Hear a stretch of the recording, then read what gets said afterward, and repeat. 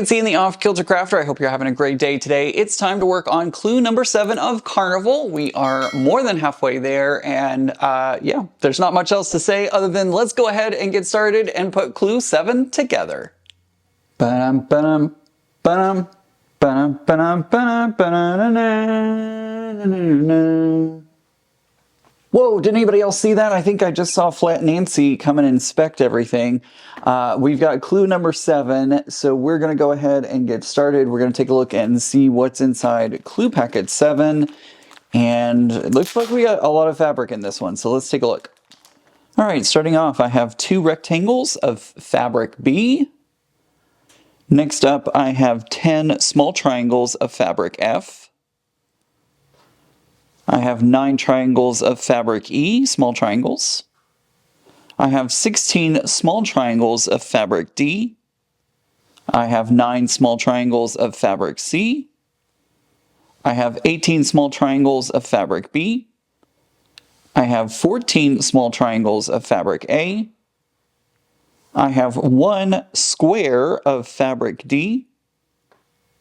I have 5 squares of fabric A. I have 4 large triangles of fabric B. I have 4 large triangles of fabric D. And last but not least, I have 4 large triangles of fabric A. All right, so that's all the fabric that's included in this one. I'm going to go ahead and put all of this off to the side, and we'll get started on putting this clue together. Okay, we're going to go ahead and get started with section 7A. Step 1.1 says to join a small triangle of D to a small triangle of C. So we're going to make these, and we're going to make 4 of those. 1.2 says to join a triangle of F and a triangle of D. Just like this, we're going to make 4 of those. And then for 1.3, we're going to be combining them all together to make kind of a flying geese shape. And we're going to, of course, sew 4 of those together just like that. For our D and C, we're going to be pressing towards our D fabric. For our F and D, we're going to be pressing towards our D fabric. And then when we sew them both together, we're going to be pointing, or pressing, I should say. I'm pointing, so that's why I said pointing. We're going to be pressing to our DC triangle. I'm going to go ahead and sew all that together, and I'll come back when it's time to press the final press and move on to step 2. All right, I have sewn all 4 of those together. I'm now pressing them towards my DC half square triangle, just like that. So that is going to complete our step 1. I think we're going to be setting these off to the side and working on step 2. Okay, moving on to step 2, or actually 2.1, I should say. It says to join a small triangle of B to a small triangle of F. For 2.2, we're going to join a small triangle of B to a small triangle of E. And then for 2.3, we're going to sew all of them together, making another flying geese block similar to this that you see here on my tabletop. We're going to be pressing our BF half square triangle towards our B, our EB triangle towards our B, and then our BF is going to, excuse me, getting tongue-tied. We're going to press towards our B and E half square triangle when we're pressing them all, when we put it together just like that. I'm going to go ahead and sew all that together, and I'll come back when I'm pressing out the final press. Okay, I've sewn all those together. We are now pressing towards our EB half square triangle, just like that. So I'm going to press this out, and that completes step 2. Let's take a look at step 3.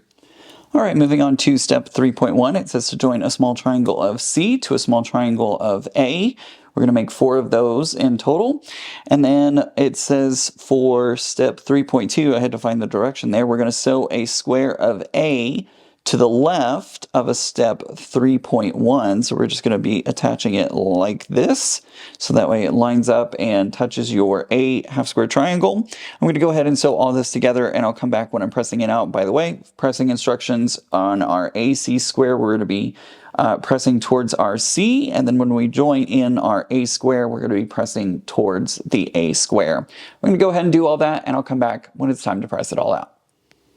Okay, I've sewn all those together. I'm pressing towards my A square. And then after I press this one out, we'll be ready to move on to step 4. All right, moving on to step 4, it says to sew a step 2.3 to the top of a step 3.2.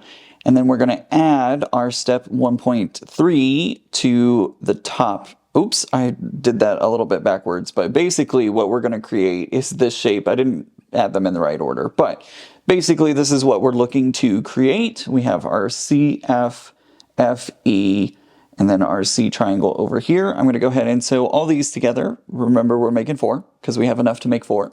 I'm going to go ahead and sew all these together, and I'll come back when it's time to press it out. All right, I have sewn those all together, and we are going to follow the arrows that are created in our fabric, and we're going to be pressing towards the top of our block, like so. You might have to fight with it a little bit because we do have some bulky seams in here. Lots of points, lots of places that the fabric wants to kind of fight you a little bit. There we go. So there we go. I have completed our step 4. Let's go ahead and move on to step 5. Okay, we're moving on to step 5. 5.1 says to join a small triangle of A to the right, top right of a large triangle of B. We're going to press that, and then we're going to add our second small triangle of A to the top left. So we're making flying geese. Then for 5.2, we're going to do the same thing, but we're going to do it with a large triangle of D, and then our outside triangles, our smaller triangles, are going to be B. And then for 5.3, we're going to be doing the same thing again, but this time we're going to have our small triangles be D, and our large triangle will be A. So we're going to put these all together just like this. And then for step 5.4, we're going to sew all of them together. So we're basically creating kind of these chevrons using our pieces. I'm going to go ahead and put all of this together, and I'm going to come back when I'm pressing out step 5.4. Okay, I've sewn all of those together, and we're now pressing towards the bottom. So we're pressing opposite way that our chevrons are pointing, and it's going to be a little difficult on this one because your points are definitely going to want to fight you a little bit, and you just kind of have to work on them and get them to press the right way. So I'm going to finish pressing this out, and then we'll move on to step 6. Okay, moving on to step 6, it says to sew a step 4 to the right of a step 5.4, and we're going to make 4 of these. So we're just going to line these up, and these do have nesting seams, and you'll notice here that your B fabric is going to line up in that diagonal. So I'm going to go ahead and sew all 4 of these together, and I'm going to come back when it's time to press it out.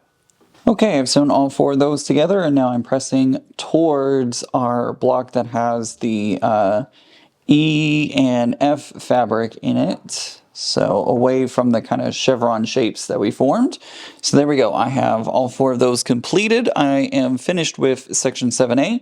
I'm going to label it as either section 7A or clue 7A, depending on your liking. I'm going to go ahead and move on, and we'll be working on section 7B now. All right, we're moving on to section 7B. We're going to start off with our first step, which says to join a small triangle of E to a small triangle of A. We're going to make 2 of those. And then for 1.2, we're going to join a small triangle of E to a small triangle of F. We're going to make 2 of those. And then we'll be moving on to step 2. So I'm going to go ahead and sew this together, and I'll come back when it's time to work on step 2. Okay, I've finished pressing and making those. We're going to be pressing towards our E fabric on both of those, by the way.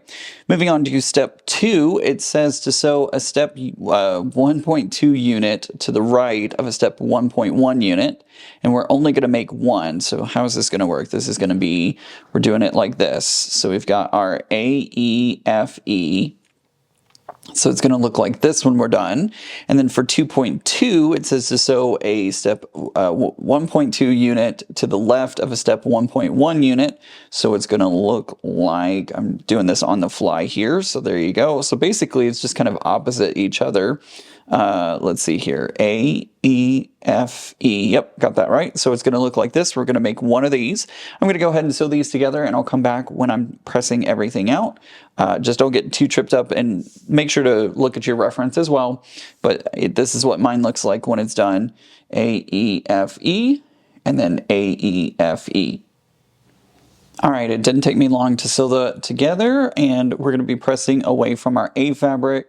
So press away from the A fabric whenever you are putting that seam together. That's what that looks like. Let's go ahead and move on to step 3. Next up for step 3, it says to join a square of A to the left of a square of D. We're going to make 1 of those. It'd be hard to make any more because I don't have any more of those fabrics, but I'm going to go ahead and sew this together and I'll come back when I'm pressing it out. All right, that took all of 2 seconds to sew one seam, but there we go. I have sewn that seam together. Let's move on to step 4. Okay, moving on to step 4, it says to rotate step 2.2 unit so that A is on the left, and then sew a step 3 unit to the top and then join step 2.1 unit to the top of step 3. So basically we're just going to create kind of an hourglass shape here, but the main thing that we're looking at here is that our A fabric lines up to make this shape. So I'm going to go ahead and sew all 3 of these rows together to form what you see here, and then we'll move on to step 5. All right, I have sewn those together, and we're going to be pressing away from the center strip of the creation here, and you are going to be dealing with points, so it may want to fight you a little bit. I'm going to probably go back and refine that pressing job a little bit, but there we go. There is our step 4. Let's move on to step 5. Okay, moving on to step 5, our first step 5.1, it says to join a small triangle of B to a small triangle of E. So we're going to do that just like that. Then for 5.2, we're going to join a small triangle of B, a small triangle of B to a small triangle of C, just like that.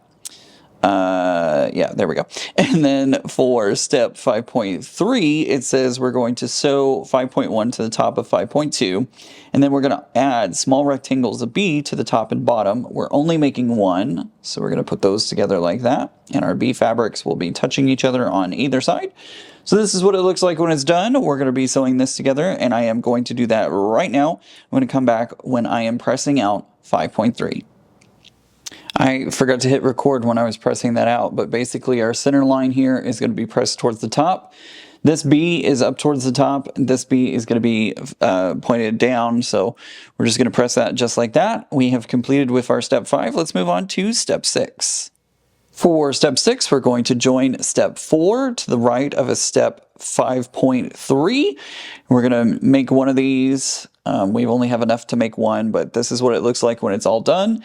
It feels a little weird because we're only making one and there's no real good lines that line up on it. So I'm going to go ahead and sew this, and then I'll come back when I'm pressing it out. All right, there we go. I have sewn that together. So now I'm going to press it towards the right side of my block. I have brought over my 7A section, and now I'm pressing my 7B section. It feels weird just to have one block for our 7B, but there you go. That is 7B and our 7A. We have completed all of our clues for, I was about to say step 7, I mean clue 7. So I'm going to go ahead and mark these as such and store them away with the rest, and we'll move on to month 8 next month.